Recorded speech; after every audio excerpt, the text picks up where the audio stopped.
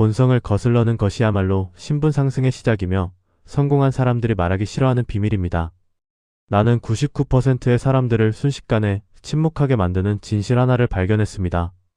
당신 인생에서 가장 뼈아픈 후회와 실수이 더 편하고 더 쉽고 더 남들과 발생하지 않았나요? 한번 곱씹어 보십시오. 우리 인간은 이 시스템의 이름은 본능입니다. 그것은 원시시대의 우리 조상들이 예를 들어 고칼로리 음식에 대한 갈망은 에너지를 저장하게 해주었고 위험에 대한 공포는 맹수를 피하게 했으며 집단에 어울리려는 본능은 부족에서 소외되지 않게 해주었습니다.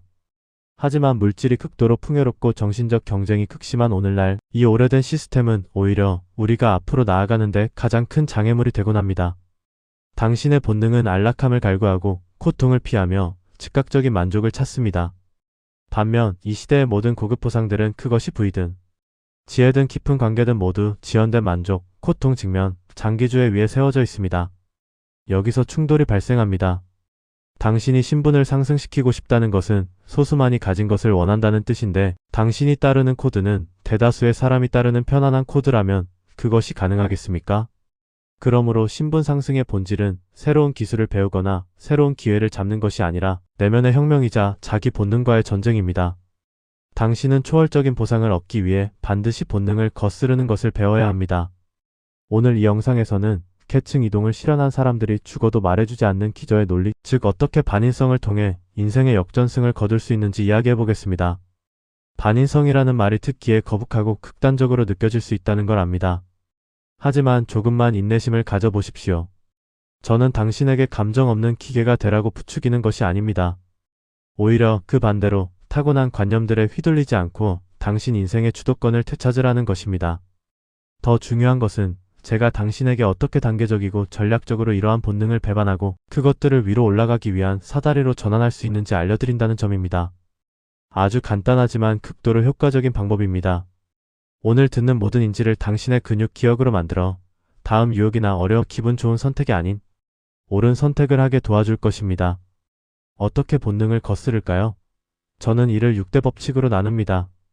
첫 번째, 가장 흔한 인성의 함정인 즉각적인 즐거움부터 시작합시다. 당신의 뇌에는 도파민에 의해 구동되는 오래된 보상 체계가 있습니다. 그것은 배고프면 먹고 졸리면 자고 지루하면 스마트폰을 보고 스트레스 받으면 게임을 하라고 속삭입니다. 즉각적인 쾌락만을 추구하는 것이죠. 그래서 공부해야 할 밤에 숏폼 영상을 하나씩 넘겨보다 어느덧 새벽 2시를 맞이하고 다이어트를 결심한 첫날 케이크 한 조각에 무너져 내일부터 시작하자며 자신을 위로합니다. 월급을 받으면 몇 년 뒤 보상이 올 학습에 투자하는 대신 당장 예뻐 보이는 옷이나 전자제품을 사는 데 써버립니다. 이것은 본능이며 당신의 잘못이 아닙니다. 우리 모두의 출구 설정일 뿐입니다. 심리학에는 스탠퍼드 마시멜로 실험이라는 유명한 실험이 있습니다. 연구원들은 아이들에게 마시멜로 하나를 주며 15분 동안 먹지 않고 참으면 하나를 더 주겠다고 말했습니다. 결과적으로 두 번째 사탕을 위해 참아낸 아이들은 10여 년 뒤 추적 조사에서 학업, 사업, 대인관계 등 모든 면에서 즉시 먹어치운 아이들보다 훨씬 뛰어난 성과를 보였습니다. 이 실험은 지연된 만족을 아는 사람만이 미래를 쟁취한다는 잔혹한 진실을 보여줍니다. 따라서 반인성의 첫 번째 단계는 당장의 쾌락에 빠져드는 것에 능동적으로 대항하는 것입니다. 물론 고행자처럼 살라는 뜻은 아닙니다. 다만 쉽게 얻어지는 모든 즐거움이 당신의 미래를 갉아먹고 있다는 사실을 명확히 인지하라는 것입니다. 숏폼의 즐거움은 깊은 사고력을, 정크푸드의 즐거움은 건강을, 충동 구매의 즐거움은 재무적 안전을 갉아먹습니다. 그럼 구체적으로 어떻게 해야 할까요? 첫째, 고통과 수익의 상관관계를 설정하십시오. 지연된 만족을 단순한 인내가 아닌 이득이 되는 거래로 바꾸는 것입니다. 예를 들어 1시간 공부할 때 너무 괴롭다라고만 생각하지 말고 오늘 이 1시간의 공부가 어제의 나보다 1% 나아지게 하고 1년 뒤에는 놀라운 복리가 될 것이다 라고 머릿속으로 명확히 시뮬레이션 하십시오. 오늘 이 쓸모없는 물건을 사지 않고 아낀 돈을 투자하면 10년 뒤에 큰 자산이 될 것이라고 생각하십시오. 미래의 더 큰 마시멜로를 또렷하게 바라보며 그것이 눈앞의 유혹을 물리칠 등대가 되게 하십시오. 둘째, 약간의 의식 리추얼을 설계하십시오. 강력한 본능은 의지력만으로 대항할 수 없습니다. 의지력은 소모되는 자원이기에 의식으로 시동을 걸어야 합니다. 예를 들어보고서 쓰기 같은 어려운 일을 시작할 때 바로 뛰어들지 말고 5분간 책상을 정리하고 차 한 잔을 내린 뒤 노이즈 캔슬링 헤드폰을 쓰며 스스로에게 말하십시오. 자, 지금부터 1시간은 깊은 몰입의 시간이며 세상과 단절된다. 이 작은 의식의 심리적 스위치가 되어 반인성의 상태로 부드럽게 진입하게 도와줍니다. 셋째, 유혹의 근원을 차단하십시오. 본능은 시험의 대상이 아닙니다. 가장 효과적인 방법은 시험할 기회조차 주지 않는 것입니다. 공부를 하려면 휴대폰을 다른 방에 두십시오. 다이어트를 하려면 집에 어떤 간식도 두지 마십시오. 세이렌의 노랫소리에 저항하기 위해 선원들에게 자신을 돛대에 묶으라고 했던 오디세우스처럼 자신의 나약함을 인정하고 환경과 도구로 자신을 구속하십시오. 이건 부끄러운 게 아니라 지혜입니다. 기억하십시오. 독서, 운동, 깊은 사고처럼 당신을 더 낫게 만드는 모든 일은 본질적으로 반인성적이며 힘들고 불쾌한 과정입니다. 그리고 신분 상승은 바로 이러한 단기적인 고통을 장기적인 수익과 교환하는 과정입니다. 당신이 지연된 만족이 주는 더 높은 차원의 즐거움을 누리기 시작할 때 당신은 이미 90%의 사람들보다 앞서가고 있는 것입니다. 인성의 두 번째 고질병은 어려운 것을 피하고 쉬운 것을 따름입니다. 우리의 뇌는 타고난 에너지 절약의 대가라서 본능적으로 가장 힘이 덜 들고 익숙하며 안락한 경로를 선택합니다. 그래서 당신은 온갖 잡다한 앱들 사이를 왔다 갔다 하며 사소하고 단순한 정보를 처리하는데 기꺼이 3시간을 쓰면서도 어렵고 난해한 전문 서적 한 권을 읽는 데는 1시간도 쓰려 하지 않는다는 것을 발견하게 될 것입니다. 당신은 이미 숙련된 자신의 업무를 반복하며 안정적인 월급을 받는 것을 선택할지언정 불확실성으로 가득하지만 거대한 성장을 가져다 줄 수 있는 프로젝트에 도전하려 하지는 않습니다. 우리는 항상 노력하는 척을 하며 자신을 마비시킵니다. 겉으로는 매우 바빠 보이지만 사실은 그저 안주 영역 컴포트존 안에서 맴돌고 있을 뿐입니다. 이러한 안락함은 성장에 있어 가장 부드러운 독약입니다. 당신을 진짜 질적으로 변화시키는 것은 언제나 당신의 안주 영역 밖에 있는 일들입니다. 교육 심리학에는 필요한 난이도 네서서리 디퍼컬티라는 개념이 있습니다.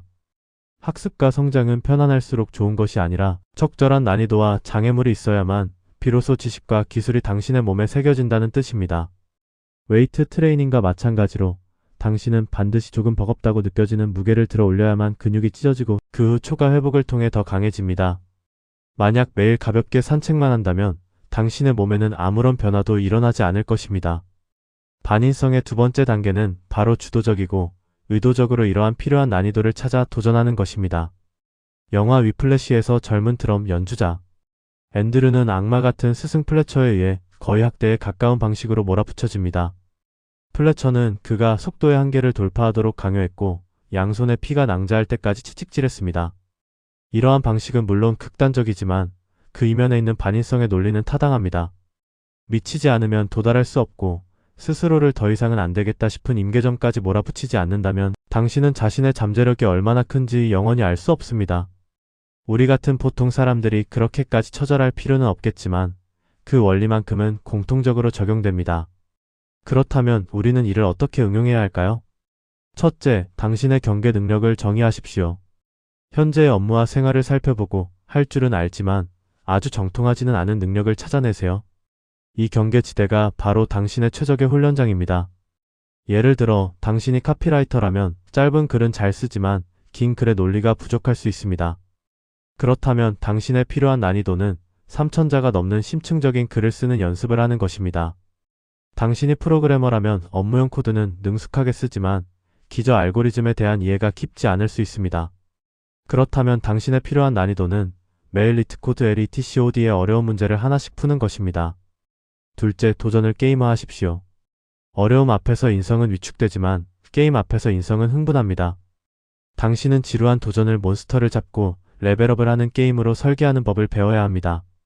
자신에게 명확한 스테이지와 확실한 보상을 설정하세요. 예를 들어 뇌를 많이 써야 하는 책 한 권을 다 읽으면 보고 싶었던 영화 한 편을 보게 해주고 도전적인 프로젝트를 성공적으로 완수하면 짧은 휴가를 주는 시기입니다. 고통과 즉각적인 보상을 강하게 결합하여 인성으로 인성을 속이십시오. 셋째, 피드백 순환 고리를 만드십시오. 안주 영역 안에서 일을 할 때는 피드백이 필요 없습니다. 모든 것이 통제하에 있기 때문입니다. 하지만 도전 영역에서 피드백은 당신의 눈과 귀가 됩니다. 글을 썼다면 고수에게 찾아가 문제가 무엇인지 물어야 하고 새로운 기술을 연습한다면 대회에 참가하거나 테스트를 받아 자신의 수준이 어디인지 확인해야 합니다. 가장 무서운 것은 문을 걸어 잠그고 혼자서 헛된 노력을 하는 것입니다. 코 품질의 피드백은 거울과 같아서 당신의 부족함을 명확히 보게 해주고 당신의 모든 발버둥을 가치 있게 만들어줍니다. 아무런 노력이 필요 없는 환상에 더 이상 빠져있지 마십시오. 당신을 조금 힘들게 하고 불편하게 하고 머리를 쓰게 만드는 모든 순간은 당신을 괴롭히는 것이 아니라 당신을 빚어내고 있는 것입니다. 당신이 주도적으로 안주 영역을 벗어나려고 시도하는 매 순간은 미래의 역전을 위해 에너지를 비축하는 과정입니다. 인성의 세 번째 결함은 강력한 자기보호 기제입니다. 우리가 어떤 일을 망쳤을 때 뇌는 우리가 나는 부족해, 나는 쓸모없어 라는 고통에 빠지는 것을 피하기 위해 즉시 책임 전가 프로세스를 가동합니다. 내 잘못이 아니야, 시장 상황이 안 좋았어, 운이 나빴어, 다른 사람들이 협조해주지 않았어, 이 방법 자체가 문제였어 라며 우리는 모두 타고난 변호사가 되어 자신의 실패를 위한 완벽한 변명거리를 찾아냅니다. 이러한 자기 용서는 단기적으로는 우리의 취약한 자존심을 보호해주지만 장기적으로는 실패로부터 배울 수 있는 가장 소중한 기회를 박탈합니다. 당신이 자신을 항상 용서한다면 시장은 당신을 용서하지 않을 것이고 생활 또한 당신을 용서하지 않을 것입니다. 반인성의 세 번째 단계는 자신의 변호사 노릇을 그만두고 자신의 수석 검사가 되는 것입니다. 당신은 자신의 모든 실패에 대해 냉혹하고 무자비할 정도로 폭기하는 법을 배워야 합니다. 세계 최대 헤지펀드 브릿지워터 어소시에이츠의 창립자 레이 달리오레이 DALIO는 그의 저서 원칙에서 고통 성찰, 진보라는 개념을 극도로 강조합니다.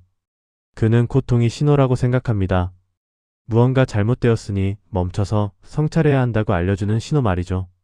그는 심지어 회사 내부의 시스템을 개발해 모든 직원이 서로의 실수를 공개적으로 평가하게 했습니다.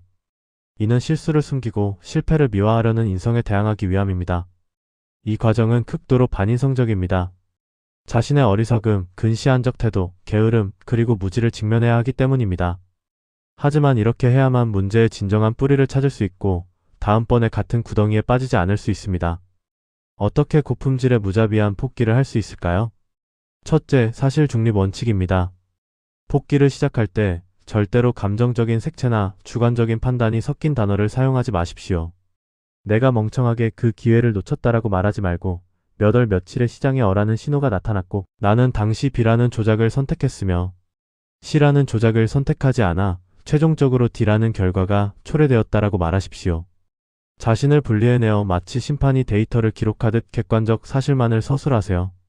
이것이 자기 비판이나 자기 변호라는 감정적 함정에 빠지지 않는 첫 번째 단계입니다. 둘째, 근원 굴착법입니다. 실패를 야기한 직접적인 원인에 대해 연속해서 5번 왜? 라고 물으십시오. 예를 들어 이번 프로젝트는 왜 실패했는가?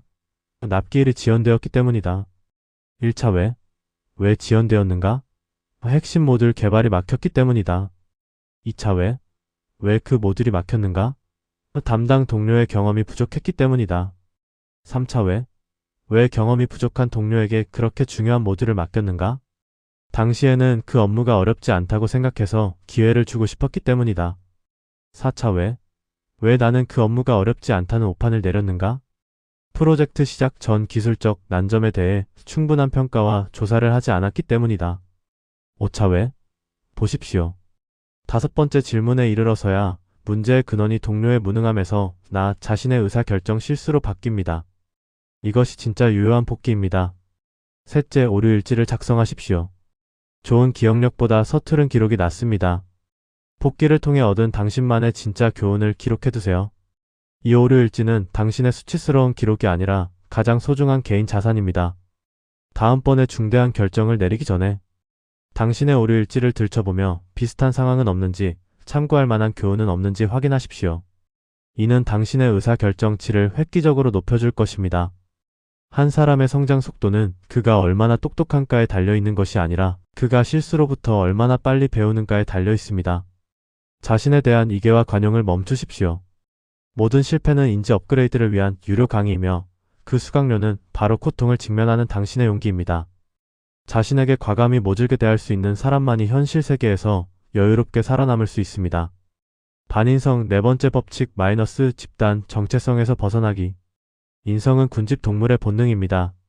우리 조상들에게 집단을 이탈한다는 것은 곧 죽음을 의미했기에 인정받고 싶어하고 소외되는 것을 두려워하는 유전자가 우리 뼈속 깊이 새겨져 있습니다. 이러한 천성은 오늘날 우리가 물건을 살 때 무의식적으로 판매량이 가장 높은 것을 보게 만들고, 전공을 택하거나 직업을 구할 때 남들이 다 하는 인기 있는 분야를 선호하게 만들며, 의견을 낼 때 주변의 반응을 먼저 살피며 감히 반대 의견을 내지 못하게 만듭니다. 우리는 남과 다른 것, 이방인이 되는 것을 두려워합니다. 이러한 집단 인정에 대한 갈망은 우리에게 안정감을 주었지만 동시에 우리의 개성을 깎아내리고 창의력을 말살했습니다. 진정한 기회는 결코 사람들로 북적이는 곳에 있지 않습니다. 모든 사람이 한 방향으로 광분하며 달려갈 때 그 방향은 이미 이득이 없거나 심지어 거대한 함정일 가능성이 큽니다. 투자나 창업 혹은 개인의 성장, 그 무엇이든 진정한 돌파구는 독립적인 사고와 판단에서 비롯됩니다. 그러므로 반인성의 네 번째 단계는 집단의 인력에서 벗어나 고품질의 고독을 즐기고 심지어 주도적으로 선택하는 것입니다. 여기서 말하는 고독은 사회적 관계를 단절하고 고립된 사람이 되라는 것이 아닙니다. 외부의 소음을 차단하고 자신의 내면, 목소리에 집중할 수 있는 심리적 상태와 능력을 의미합니다. 쇼펜하우어가 한 말 중 제가 특히 좋아하는 문장이 있습니다. 인간은 오직 혼자 있을 때만 온전히 자기 자신이 될 수 있다. 집단 속에서 우리는 아들, 남편, 직원, 친구 등 다양한 역할을 수행합니다. 가면을 쓰고 적절한 말을 하며 타인의 기대에 부응하는 일을 하죠. 오직 혼자 있을 때만 모든 위장을 벗어 던지고 진실한 자신과 대화할 수 있습니다. 당신이 진정으로 원하는 것이 무엇인지, 무엇을 소중히 여기는지, 당신의 인생은 어디로 가야 하는지 같은 궁극적인 질문에 대한 답은 오직 고독 속에서만 떠오릅니다. 그렇다면 어떻게 이런 주도적인 고독의 능력을 기를 수 있을까요? 첫째, 혼자의 공간을 설정하십시오. 매일 또는 매주 누구에게도 방해받지 않는 혼자만의 시간을 배치하세요. 1시간이어도 좋고 오후 한나절이어도 좋습니다. 이 시간만큼은 휴대폰과 컴퓨터를 끄고 아무도 만나지 마세요. 산책을 가거나 조용한 카페에 가도 좋고 그저 집에 앉아 멍하니 있어도 좋습니다. 이 결계는 당신의 내면의 공간을 마련해 주어 일상의 번잡함에 파묻혔던 깊은 생각들이 수면 위로 올라오게 해줍니다. 둘째, 정보 스크리닝을 진행하십시오. 우리는 정보 폭발의 시대에 살고 있으며 온갖 뉴스, 가십, 의견들이 홍수처럼 우리 뇌로 밀려 들어옵니다. 이는 독립적 사고 능력을 잃게 만듭니다. 당신은 주도적으로 정보 입력을 선별하고 통제하는 법을 배워야 합니다. 감정을 선동하고 쓰레기 같은 정보만 제공하는 매체나 인플루언서들을 팔로우 해제하세요. 파편화된 뉴스를 보는 대신 고전 서적을 읽고 100개의 제목을 훑어보는 대신 하나의 문제를 깊이 생각하세요. 당신의 정신 세계도 당신이 먹는 음식만큼이나 세심한 관리가 필요합니다. 셋째, 역발상을 연습하십시오. 어떤 의견이나 기회가 대중적으로 환영받고 모두가 좋다고 말할 때 멈춰 서서 그 반대편은 무엇인지, 리스크는 어디에 있는지 생각해보는 반인성적인 습관을 기르세요. 만약 모든 사람이 틀렸다면? 이라고 가정해보는 것입니다. 가난한 찰리의 보전에 나오는 찰리 먼거는 역발상의 대가였습니다. 그는 항상 거꾸로 생각하라, 언제나 거꾸로 생각하라라고 말했습니다. 이러한 사고방식은 남들이 보지 못하는 사각지대를 보게 하고 남들이 잡지 못하는 기회를 잡게 해줍니다. 기억하십시오. 모든 위대한 창조와 전복적인 사상은 고독 속에서 탄생했습니다. 당신이 감히 남들이 가지 않는 길을 걷기로 했을 때 잠시 박수와 인정은 이를지 모르지만 결국 당신은 온 세상을 얻게 될 것입니다. 반인성 다섯 번째 법칙 마이너스 감정 주도를 극복하기. 인성의 다섯 번째 치명적인 약점은 감정 주도입니다. 우리의 의사결정은 상당 부분 치밀한 논리적 추론이 아니라 공포, 탐욕, 분노, 질투 같은 원시적 감정에 의해 좌우됩니다. 순간적인 충동 때문에 후회할 말을 내뱉은 적이 없습니까? 시장의 광풍에 휩쓸려 최고점에서 주식을 샀다가 큰 손실을 본 적은요? 상사의 질책이 두려워 조기에 노출했어야 할 문제를 숨겼다가 결국 큰 화를 부른 적은 없습니까? 이 모든 것은 감정이 당신을 대신해 내린 결정들입니다. 우리 뇌의 구조상 감정 반응을 담당하는 편도체의 신호, 전달 속도는 이성적 분석을 담당하는 전전두엽 피질보다 훨씬 빠릅니다. 그래서 스트레스 상황에서 우리는 항상 생각보다 감각을 먼저 느낍니다. 자신의 감정을 통제하지 못하는 사람은 자신의 인생도 통제할 수 없습니다. 당신의 감정은 야생마와 같아서 당신이 길들이지 않으면 당신을 태운 채 절벽 아래로 돌진할 것입니다. 반인성의 다섯 번째 단계는 자극과 반응 사이의 이성적인 방화벽을 세우는 것입니다. 감정의 노예가 아닌 주인이 되는 법을 배우십시오. 이 분야에서 가장 배울 점이 많은 인물은 투자 거물 워런 버핏입니다. 그의 유명한 명언 남들이 탐욕스러워할 때 두려워하고 남들이 두려워할 때 탐욕스러워하라는 말의 이면에는 극한의 반감정 주도 능력이 숨어 있습니다. 시장이 환희에 차 탐욕이 가득할 때 그는 리스크를 보았고 시장이 공포에 질려 비명이 가득할 때 그는 기회를 보았습니다. 그가 주식의 신이 된 것은 미래를 예측했기 때문이 아니라 인간의 탐욕과 공포라는 본성을 이겨냈기 때문입니다. 진정으로 성숙한 사람은 감정이 메마른 사람이 아니라 감정에 휘둘리지 않는 사람입니다. 이것은 최상급의 지혜이자 신분 상승을 위한 필수 소양입니다. 반인성 여섯 번째 법칙 마이너스 사고의 게으름에 저항하기. 마지막이자 가장 밑바닥에 있는 반인성 법칙인 사고의 게으름에 대한 저항입니다. 이것은 무엇을 의미할까요? 뇌도 근육처럼 쓰면 발달하고 안 쓰면 퇴화한다는 원칙을 따르지만 인간은 본능적으로 생각하기를 게으릅니다. 우리는 스스로 유도하기보다 이미 만들어진 결론을 받아들이는 것을 좋아하고 복잡한 사물의 본질을 탐구하기보다 단순한 라벨을 붙여 정의하는 것을 좋아합니다. 새로운 상황에 맞춰 인지를 조정하기보다 과거의 경험에 의존하는 것을 더 좋아하죠.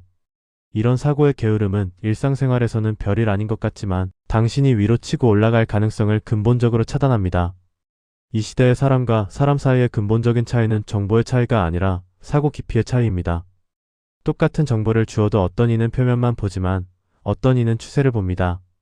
똑같은 문제를 주어도 어떤 이는 통상적인 해법만 생각하지만 어떤 이는 전복적인 방안을 생각해냅니다.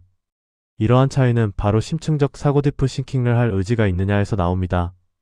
그러므로 반인성의 여섯 번째 단계는 주도적으로 이러한 사고의 게으름에 대항하는 것입니다. 근육을 단련하듯 의도적으로 당신의 사고 능력을 단련하십시오. 이 분야에서 가장 극단적인 대표 인물은 일론 머스크입니다. 그는 제일원리 사고라는 개념을 반복해서 강조합니다. 그는 세상을 보는 방식에 두 가지가 있다고 말합니다. 하나는 유추추론으로 남들이 무엇을 하는지 보고 따라하는 것인데 이는 사고의 게으름입니다. 다른 하나는 제일원리 사고로 사물을 부수어 가장 기본적이고 흔들리지 않는 공리와 사실로 되돌린 뒤 그 집안 위에서 하나씩 다시 구축해 나가는 것입니다. 그는 로켓을 만들 때 기존 로켓을 어떻게 싸게 고칠까 고민하지 않았습니다. 대신 로켓의 기본 구성 요소는 무엇인가? 알루미늄, 티타늄, 구리, 탄소, 섬유 같은 원재료가 시장에서 얼마인가? 를 물었습니다. 놀랍게도 원재료 값은 로켓 전체 비용의 2%밖에 되지 않았습니다. 문제는 제조 공정에 있었던 것이죠. 그래서 그는 직접 로켓을 처음부터 만들기로 했고 비용을 90% 절감하며 우주항공산업 전체를 뒤흔들었습니다. 이것이 심층사고의 힘입니다. 엄청난 심력을 소모해야 하기에 지극히 반인성적이지만 당신에게 비할 데 없는 통찰력을 선사합니다. 그렇다면 우리 같은 평범한 사람들은 어떻게 심층사고 능력을 연습해야 할까요? 첫째, 끝까지 파고드는 습관을 기르십시오. 들려오는 결론을 쉽게 받아들이지 마세요. 어떤 의견에 대해서도 앞서 복기에서 언급했듯 최소한 5번의 왜를 스스로에게 던지세요. 예를 들어 누군가 숏폼 영상이 지금 가장 큰 기회다라고 한다면 왜 기회인가? 누구에게 이득인가? 나의 강점은 무엇인가? 지금 진입해도 늦지 않은가? 이 기회는 얼마나 지속될 것인가? 를 물으십시오. 이 질문들의 답을 내린 뒤 결정한다면 당신의 선택은 맹목적인 추종이 아닐 것입니다. 둘째, 주제별 독서를 진행하십시오. 무작위로 책을 읽는 것에 만족하지 마세요. 소통 능력, 투자 재테크, 인공지능 등 하나의 주제를 정한 뒤 한두 달 동안 그 분야의 가장 고전적인 책 510권을 집중적으로 읽으십시오. 서로 다른 저자가 같은 문제를 다른 각도에서 설명하는 것을 보게 될 것이며 심지어 서로 모순되는 지점도 발견할 것입니다. 이 과정은 당신이 스스로 비교하고 감별하고 통합하게 만들어 결국 해당 주제에 대해 입체적이고 깊이 있는 인지체계를 형성하게 해줍니다. 셋째, 페이만 학습법을 연습하십시오. 이 방법의 핵심은 가르침으로써 배우는 것입니다. 새로운 지식을 배웠다면 그 분야를 전혀 모르는 사람에게 가장 쉽고 직관적인 일상 언어로 설명해 보세요. 가족이나 아이에게 설명해도 좋습니다. 이 과정에서 당신은 자신이 제대로 이해하지 못한 부분이나 논리가 끊긴 부분을 즉시 발견하게 됩니다. 이 출력이 입력을 강제하는 과정은 당신이 지식을 진짜 습득했는지 확인하는 시금석이며 배운 척하는 사고의 게으름에 대항하는 최고의 방법입니다. 신체의 게으름은 몸매를 망가뜨리지만 사고의 게으름은 인생을 망가뜨립니다. 빠르게 변화하는 세상에서 당신을 무적의 자리에 올려주는 것은 이미 가진 지식이 아니라 지속적으로 고품질의 인지를 획득하는 능력입니다. 그리고 그 능력은 사고의 게으름을 거부하는 심층 사고 위에 세워집니다. 결론 6가지 반인성 법칙 요약 및 마무리. 어떻습니까? 여기까지 들으신 분들은 내용의 밀도가 높아 큰 수확이 있었으리라 믿습니다. 기억하기 쉽게 6가지 반인성 법칙을 다시 한번 요약해 보겠습니다. 첫째, 지연된 만족으로 더 장기적인 행복을 쟁취하게 합니다. 둘째, 필요한 난이도 속에서만 진정한 성장이 일어남을 깨닫게 합니다. 셋째, 무자비한 복귀를 통해 모든 실패를 인지 업그레이드의 계단으로 바꿉니다. 넷째, 주도적인 고독 속에서 자신의 진실한 목소리를 듣고 자신만의 길을 찾게 합니다. 다섯째, 이성적 방화벽을 세워 감정의 노예가 아닌 주인이 되게 합니다. 여섯째, 심층 사고에 적응하여 근본적으로 타인과의 격차를 벌리게 합니다. 이 6가지 길은 어느 하나 쉬운 것이 없다는 것을 압니다. 그것은 눈앞의 안락함을 포기하고 자신의 나약함을 직면하며 일시적인 고독을 견디고 타고난 충동에 맞서야 함을 의미합니다.